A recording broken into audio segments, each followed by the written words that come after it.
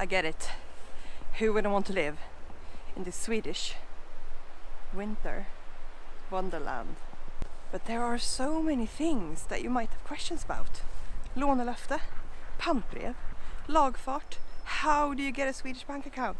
What should you do to buy your dream house in this very, very sometimes snow-covered land? In this video, you'll find out. So come back indoors with me and let's sit down with a cup of coffee.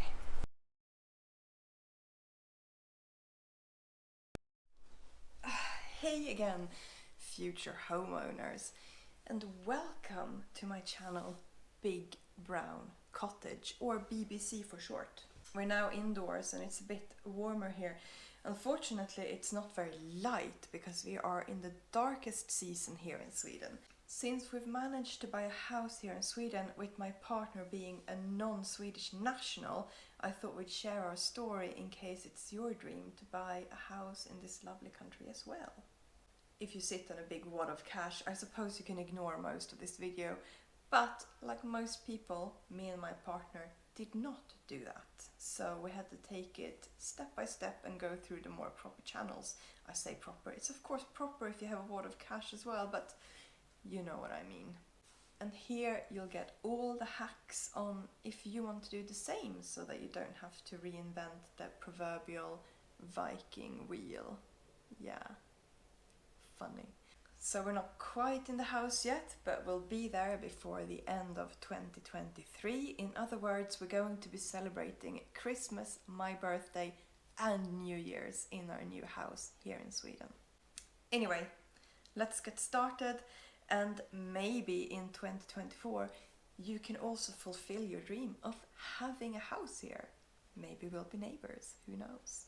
So grab your Swedish fika, sit back and let's dive right into the sometimes confusing and very bureaucratic journey of buying a house in Sweden. Alright, let's kick things off with the essentials. We did a lot of research to make sure that we wouldn't hit any roadblocks by the time we actually got to Sweden. So first, when we moved here from London, we decided to rent a flat. And this was to give us the chance to find a perfect house to buy and not stress about it. It's very unlikely that you'll be able to take out a mortgage in your home country to buy abroad. We actually did look into this and it's like totally forbidden, so don't try to do that. In other words, you need to get all this sorted in Sweden upon your arrival. And the most important thing that you will need first when you get to Sweden is what we call a personal number, or personnummer, or as my partner likes to call it, his barcode.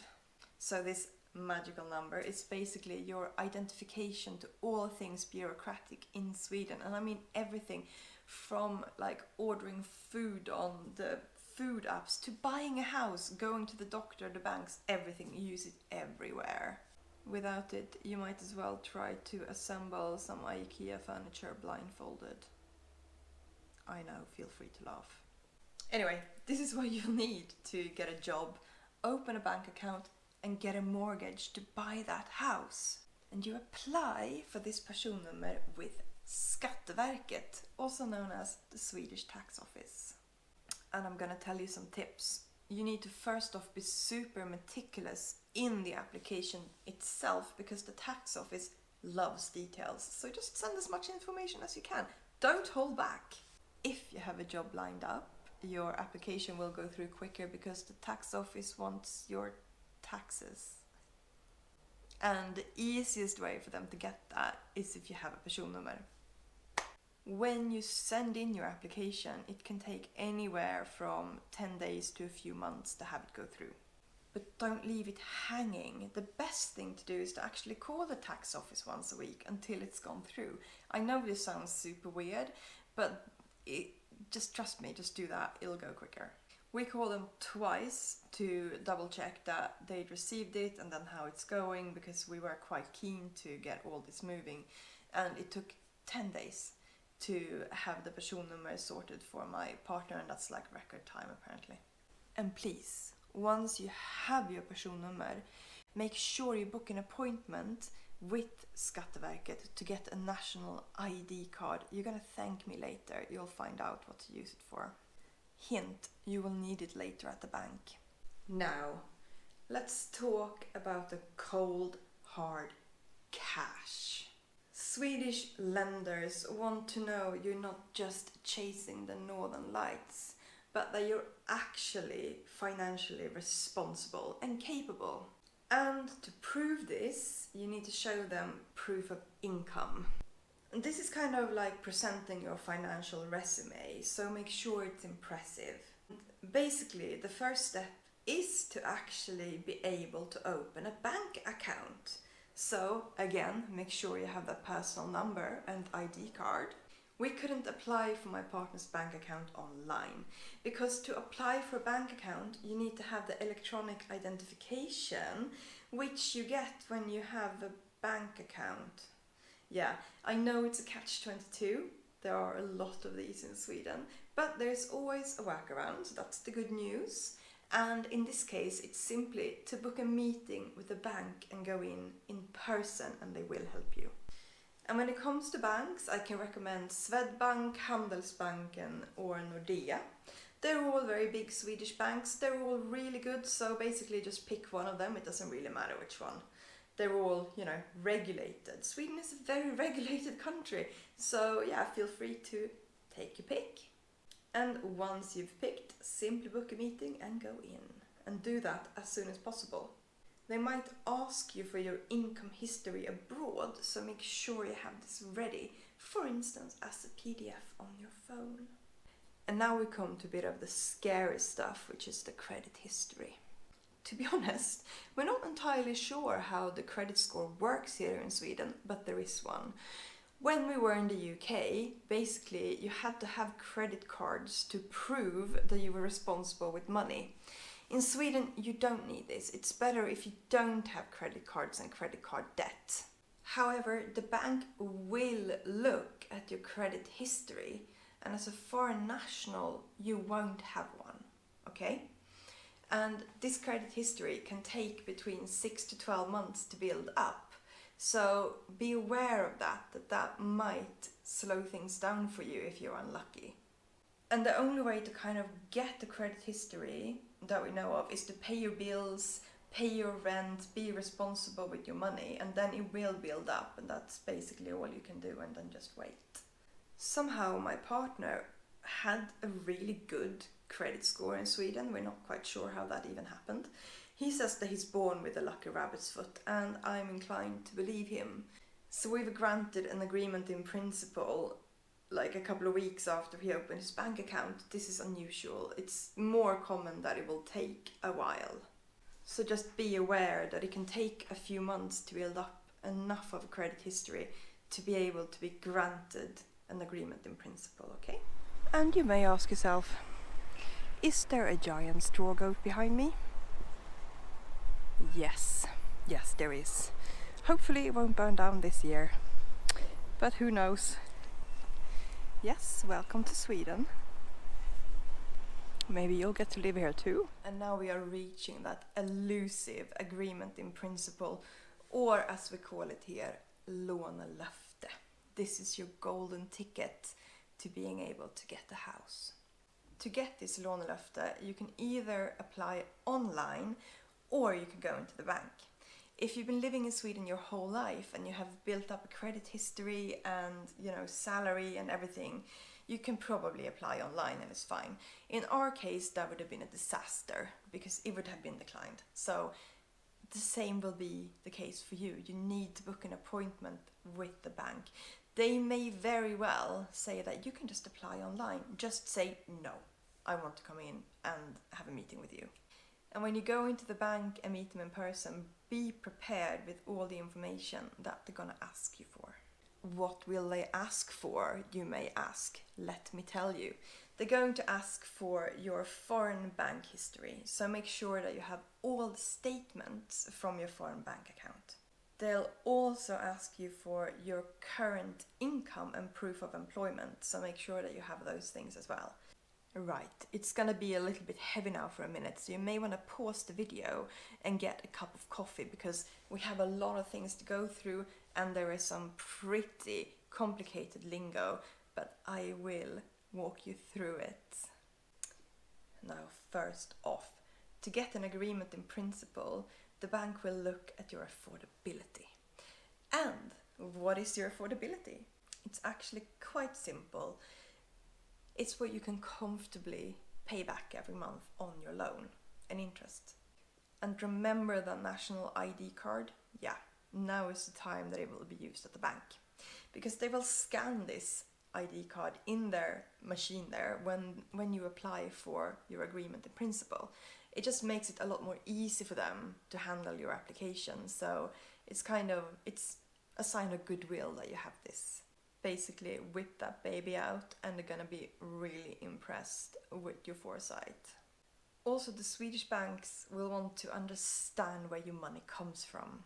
If you have transferred money from abroad, they will want to see your foreign bank account statements because they basically want to check that you're not laundering money, right?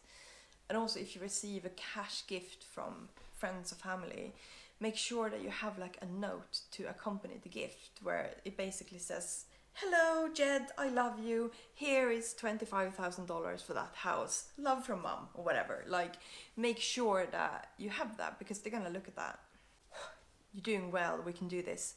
Next point is that you can only ever borrow 85% of what you're purchasing, okay? The remaining 15% plus some more, which we didn't realize at first, but I will tell you what that is.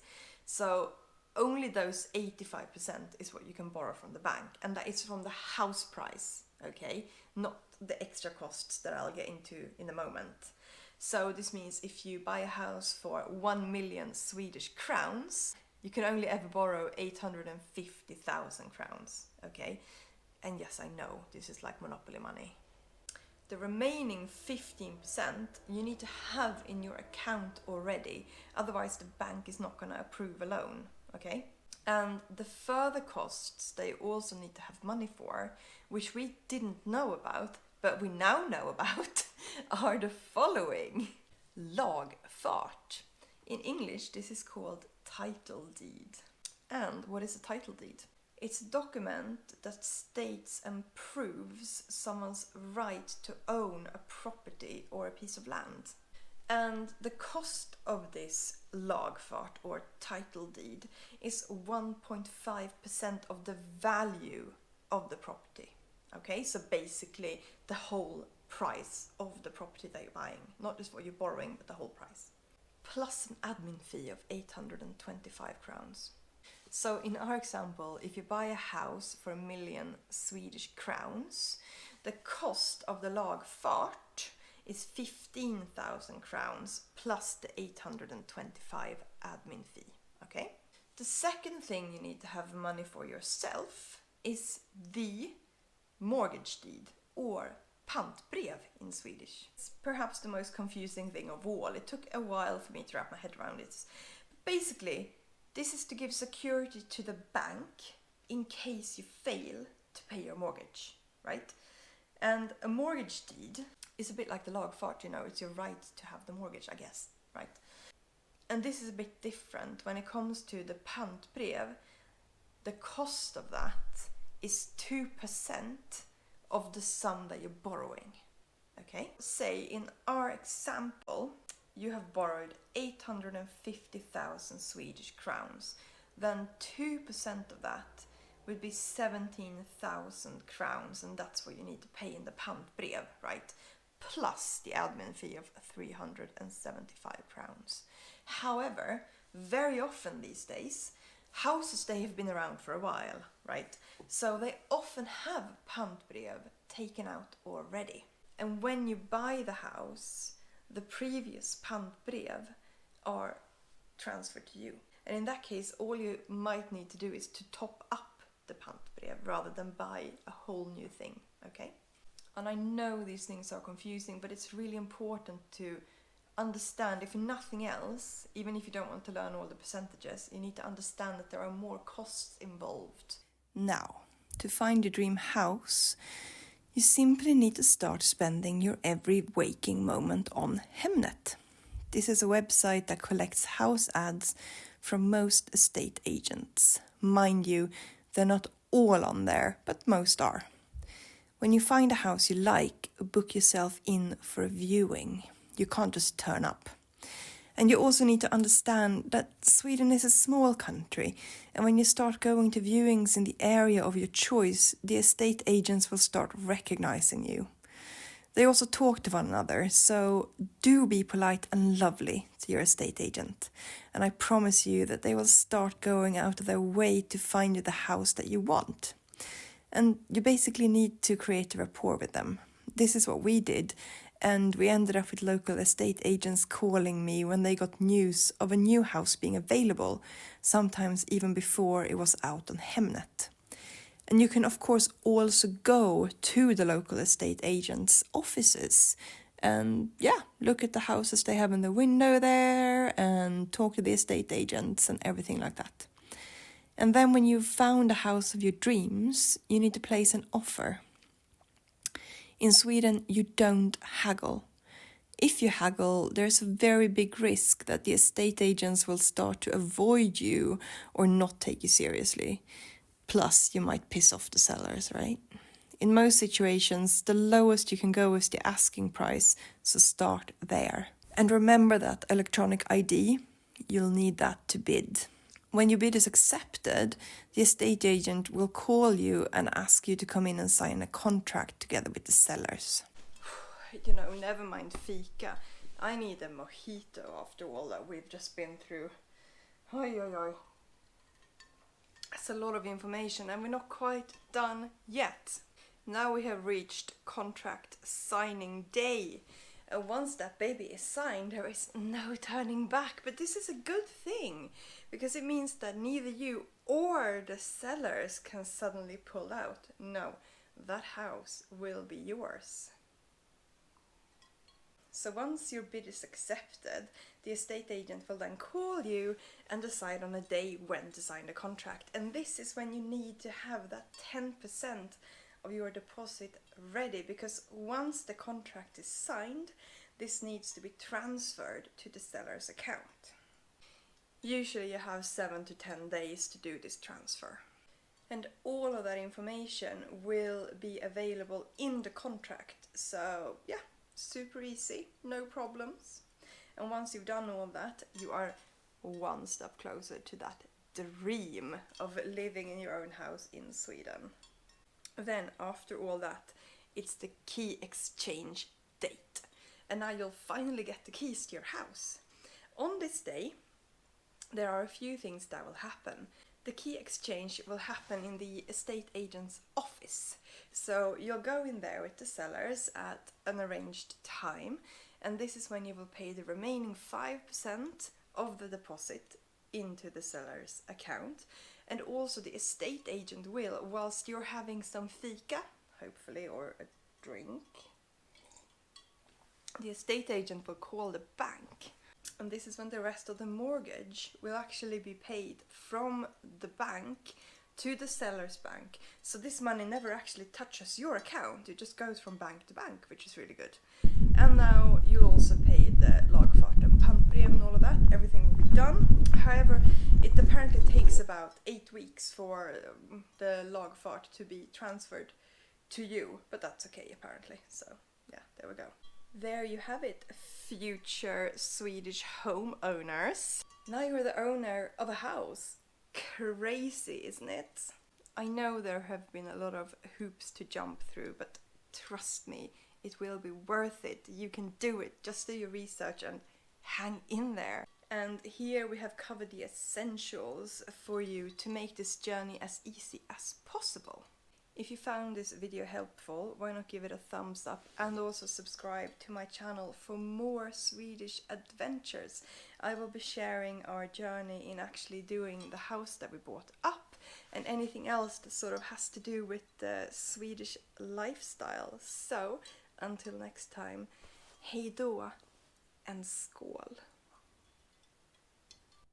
Do like and subscribe and I'll see you soon again.